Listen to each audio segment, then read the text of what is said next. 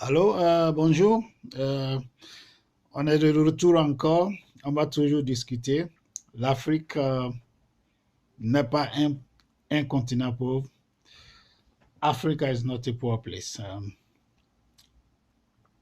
Depuis les semaines passées, j'ai beaucoup insisté sur le fait que les pays africains doivent se prendre en charge. Les pays africains doivent se prendre en charge, ne pas toujours attendre de l'Occident. Euh, je le répète encore, depuis que ce problème de virus, euh, je pense bien que les pays africains ont compris que on ne peut pas toujours compter sur l'Occident. Je voulais dire grand merci au président de Tanzanie qui a refusé de prendre le crédit de la Chine. Je répète encore, le président de la Tanzanie a bien fait de ne pas prendre le crédit avec la Chine. Je pense que tous les autres présidents africains doivent suivre son exemple. Tous les présidents africains doivent suivre son exemple. C'est comme ça qu'on doit faire. Chez nous en Afrique, on paie des taxes. Mais pourquoi est-ce qu'on doit toujours partir prendre des crédits?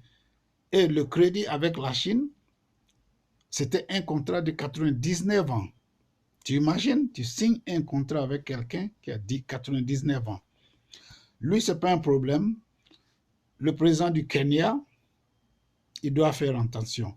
Je l'ai vu à la télé avec le gros drapeau, il est en train de inaugurer une gare de train. Mais le gars, il prend des crédits comme c'est pas possible. Mais le jour qu'il ne sera pas là, c'est les enfants du Kenya qui vont le payer. Pendant au moins 40, 50 ans, ils vont être en train de payer ce crédit à la Chine. Donc, je répète encore, l'Union africaine doit mettre des fonds. L'Union africaine doit mettre des fonds pour pouvoir s'occuper du problème des pays africains. Je le répète encore, ce que j'ai dit la semaine passée, le Madagascar est en train de faire des recherches. L'Union africaine doit aider le Madagascar. La Banque africaine doit mettre des fonds à la disposition du Madagascar. Il y a des pays comme le Maroc, il y a des pays comme le Sénégal, il y a des pays comme l'Afrique du Sud qui ont de bons centres de recherche médicaux. Ils peuvent se mettre ensemble et trouver un vaccin qu'on peut utiliser en Afrique et qui va nous revenir très, très moins cher. I'm going back again to the same thing. Africa is not a poor place. Africa is not a poor place. Africa is not a poor place. For the last 2, 3 weeks, I've been saying that it's time African country come together and solve their own problem. Since this virus, we cannot rely always on the West. The West have enough problem. The West have enough problem. They can always look after Africa. Why I'm saying that? The president of Tanzania turned down a loan from China. I repeat, he turned down a loan from China. Do you know what was the term of the loan? 99 years to be paid back. 99 years of a contract, China should own some part of Tanzania. How crazy is that? So he deserves respect, the president of Tanzania. I think most of African presidents should follow his example. Stop using too much loan from China. I have nothing against the Chinese, but stop using too much loan from China.